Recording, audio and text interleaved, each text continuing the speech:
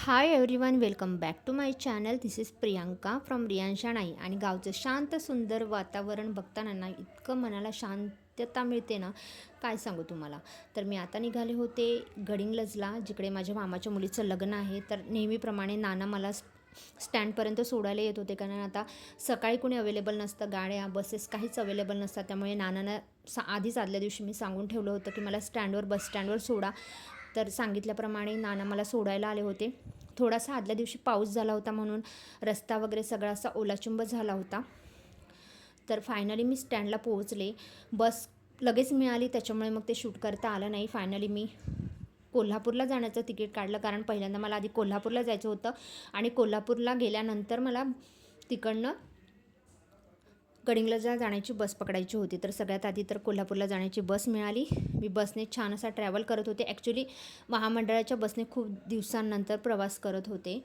तर थोडंसं असं मला ॲक्च्युली महामंडळाच्या बसने बसलं की मला थोडासा त्रास होतो, पण आता एकटी होते, रियांशला घेऊन जात नव्हते. ॲक्च्युली प्रवास जो होता ना, तो 3 तासाचा होता. म्हणजे 3 तास जायचं होतं आणि तेवढंच 3 तासाचा प्रवास करून मला रिटर्न यायचं होतं. आणि घरातून मी सकाळी 6:30 वाजता निघाले होते. त्याच्यामुळे रियांशला घेऊन जाणं मला बिलकुल पॉसिबल नव्हतं. आणि तसंही एवढ्या सकाळी तो उठलेलाही नव्हता. म्हणून मग आईंनाच सांगितलं होतं की मी त्याला ठेवून जाते, म्हणून मग त्याला घरीच ठेवलं होतं. आणि म्हणून मग मी आले होते. फायनली मी कोल्हापूरमध्ये पोहोचले. त्याच्यानंतर स्टँडवर उतरले. स्टँडवर सकाळची तरी इतकी गर्दी नव्हती, लोकांची वर्दळ नव्हती, कारण आता मुलांना सुट्ट्या वगैरे पडलेल्या आहेत. तर फायनली गडिंग्लजला जाणारी बसही लागली होती. आणि मला ना अचानक तिकडे माझे मोठे मामा मामी भेटले. त्यामुळे कसं डायरेक्ट जाणारी जी बस होती ना, त्याचं तिकीट मला इझिली भेटलं, कारण बसच्या लाईनमध्ये मामा तिकीट काढत होते. तर मी त्यांना म्हटलं की माझंही तिकीट काढा. त्याच्यामुळे मग ते तिकीटही मला पटकन मिळून गेलं आणि फायनली आम्ही बसमध्ये चढलो. खूप दिवसानंतर मामा मामीही भेटले, त्याच्यामुळे तेही खूप छान वाटलं. ते ॲक्च्युली इकडे कोल्हापुरातच असतात, त्याच्यामुळे त्यांचीही मला छान भेट झाली. छान असं गप्पा मारत आम्ही कोल्हापूरच्या दिशेने जायला निघालो. बसमधून जाताना थोडंसं असं पावसाचं वातावरण झालं होतं, निसर्गरम्य वातावरण झालं होतं. तर तेही छान असं मी थोडं थोडं शूट करून घेतलं.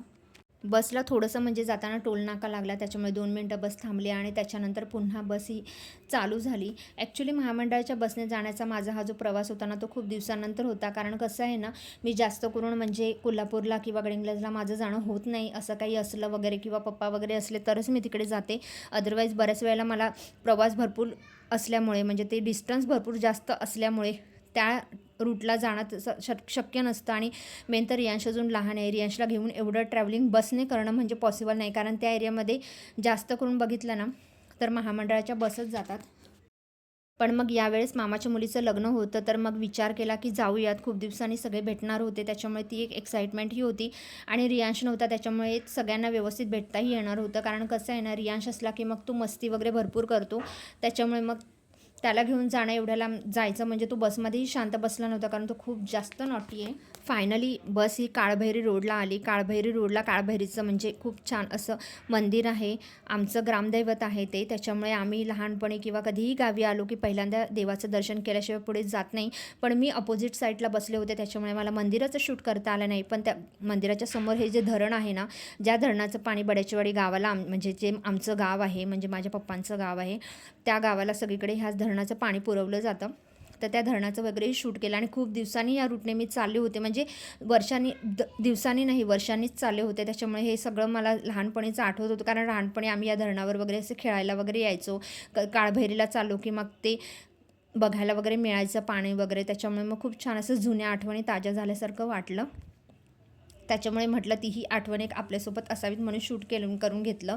त्यानंतर फायनली मी गडिंग्लज बस स्टँडवर पोहोचले. त्याच्यानंतर मामा मामी त्यांच्या घरी गेले आणि मलाही ताईकडे जायचं होतं, कारण ताई माझी वाट पाहत होती आणि आम्हाला एकत्र सगळ्यांना लग्नाच्या हॉलवर जायचं होतं, कारण सगळ्या बहिणी तिच्याच घरी भेटणार होतो आम्ही एकत्र. म्हणून मग तिकडनं शेअरिंग रिक्षा केली.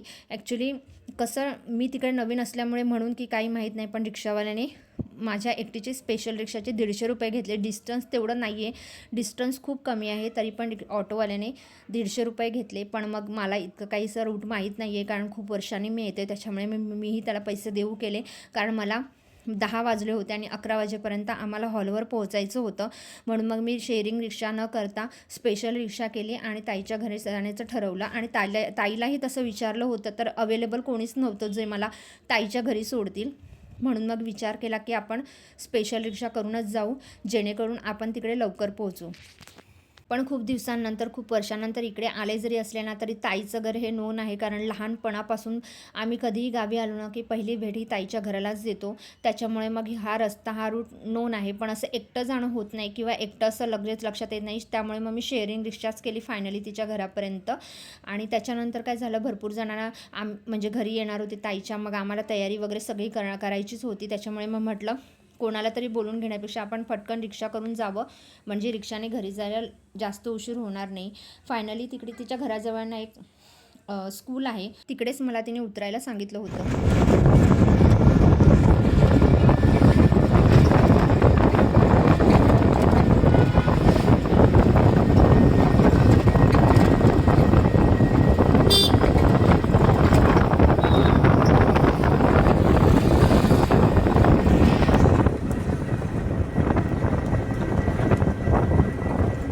फायनली मी ताईच्या घराजवळ हे येऊन पोचले. हे माझ्या ताईचं छान असं टुमदार छोटंसं घर आहे. त्यानंतर अक्का, मी, सोनूताई म्हणजे सोनियाजवळ, हिला तर तुम्ही ओळखतच असाल, ही माझी मोठी बहीण आहे. तर आम्ही तिघी छान असे रेडी झालो आणि त्याच्यानंतर हॉलवर जायला निघालो. फायनली हॉलवर पोचलो. इकडे हा छान असा बबलीच्या लग्नाचा रुखवत मांडलेला होता.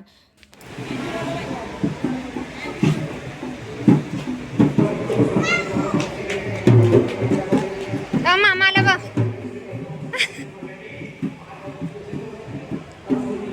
हे बघ. अध्याय थोडासा भरपूर त्रास देत होता, म्हणून मग त्याला थोडंसं असं बाहेर मी खेळवलं आणि त्याच्यानंतर परत हॉलवर आले.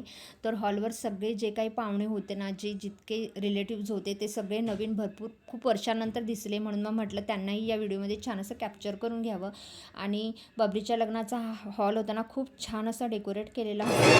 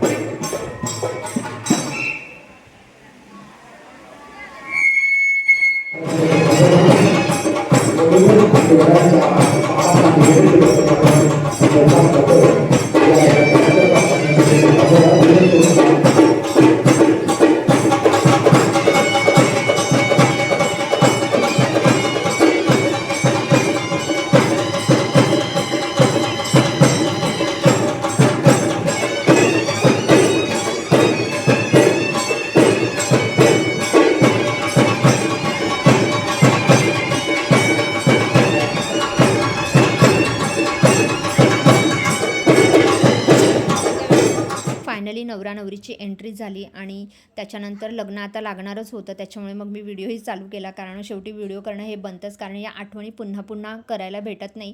कारण सगळे पाहुणे मंडळी जे कोणी जमले होते रिलेटिव्स, ते खूप दिवसांनंतर भेटत होते. आणि बबलीचं लग्न होतं. बबली म्हणजे माझ्या मामाची मुलगी. तर म्हटलं तिच्याही लग्नाची एक आठवण कायम जवळ असावी. कारण फोटो वगैरे असतात ते कधी कधी डिलीट होऊन जातात, पण हे व्हिडिओ जसे केल्यानंतर आपण ते सेव्ह करून ठेवतो. तर फायनली तिचं लग्न लागलं.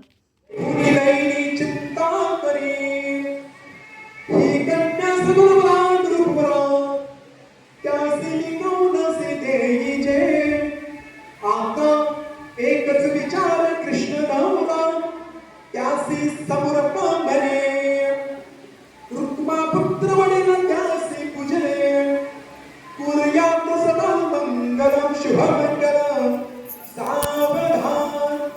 त्यानंतर खूप दिवसानंतर पप्पा, बच्चू म्हणजे माझा भाऊ बच्चू, प्रतीक, सोनूताई, माई, मोठी ताई असे सगळे भेटलं होतं. म्हणून छान असं फॅमिली शूट करून घेतला आणि त्याच्यानंतर लगेच पेटपूजा करायला गेलो, म्हणजे स्नेहभोजन करून घेतलं. कारण मला त्यानंतर लगेच रिटर्न जायचं होतं. कारण माझा जो पल्ला आहे ना, तो सगळ्यांपेक्षा खूप लांब आहे.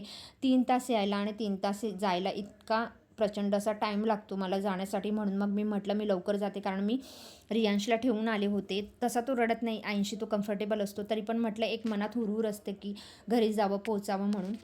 आम्ही गडिंग्लज बसस्टँडला पोचलो. तर डायरेक्ट बसच्या तिकिटासाठी भरपूर अशी लाईन लागली होती, पण देवाच्या कृपेने मला पटकन तिकीट पण मिळालं आणि परत मी गडिंग्लज ते कोल्हापूर असा प्रवास सुरू केला. कारण कसं होतं ना, कधी कधी घरी जायला असं म्हणजे पटकन डायरेक्ट बस मिळाली नाही ना, तर बाकी दुसऱ्या बसेस असतात त्या थांबत जातात आणि मग घरी जाण्यासाठी वगैरे परत अर्धा एक तास जास्त उशीर होतो. म्हणून मग मला डायरेक्ट बसच हवी होती. जाता जाता इकडे बरेच असे लोकेशन्स होते जे शूट करून घेण्यासारखे होते, म्हणून मग ते सगळं काही होतं ना ते सगळं मी असं छान कॅप्चर करून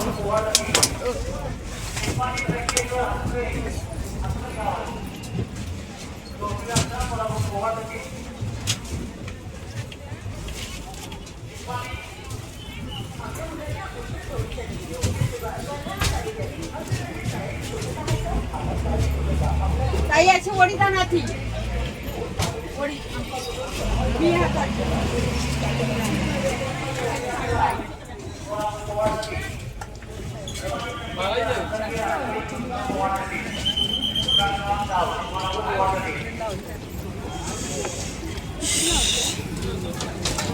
जायचं बाहेर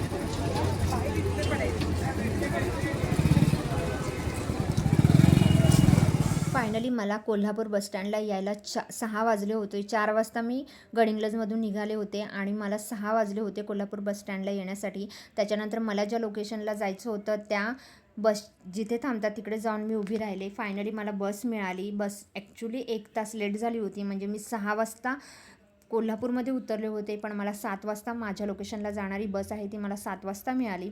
आणि त्याच्यानंतर मला घरी पोचण्यासाठी जवळजवळ बराच वेळ होणार होता, म्हणून मग पुन्हा मी जेव्हा स्टँडवर उतरले तेव्हा मी नानांना घेण्यासाठी बोलवलं. नाना हे अशी व्यक्ती आहे आमच्या आयुष्यातली, कधीही त्यांना कॉल करा, ते आमच्या सेवेसाठी नेहमी हजर असतात, सुनांसाठी म्हणा, मुलांसाठी म्हणा, सगळ्यांसाठी. फायनली मग नानांनी मला बस स्टँडवरून पिकअप केलं, कारण जाताना जो हा रूट आहे ना तो भरपूर असा अंधारी आहे. तर नाना मला भेटले. त्याच्यानंतर थोडंफार रियांशला खाऊ वगैरे घ्यायचं होतं ते घेतलं. आणि कसं आहे ना, महामंडळाच्या बसने मी खूप दिवसांनंतर प्रवास केला. म्हणजे कसं असतं ना, जेव्हा मी गावाहून इकडे येते तेव्हा असं कुठेही जायचं असतं ना तर मी गाडीवर वगैरे जात असते. रियांश म्हणजे कुठेही येणं जाणं, कोणत्याही पाहुण्यांकडे जायचं असतं, कोणाला भेटायला जायचं असतं, तर नेहमी असं मी 2 व्हीलरवरून जात असते. मी असं बसने वगैरे प्रवास नाही करत, कारण मला बस लागते. पण यावेळेस तसं काही झालं नाही. माझा प्रवासही खूप छान असा सुखकर झालं. मे बी म्हणजे सगळे भेटणार होते, माहेरची सगळी माणसं भेटणार होती, त्यांच्या ओढीने का असेना किंवा मनात सगळ्यांना भेटण्याची जी आपली ओढ असते ना त्या ओढीमुळे का असेना मला खूप छान वाटलं. तर असा होता छोटासा व्लॉग. व्हिडिओ आवडल्यास लाईक करा, शेअर करा आणि सबस्क्राईब करा. चला बाय.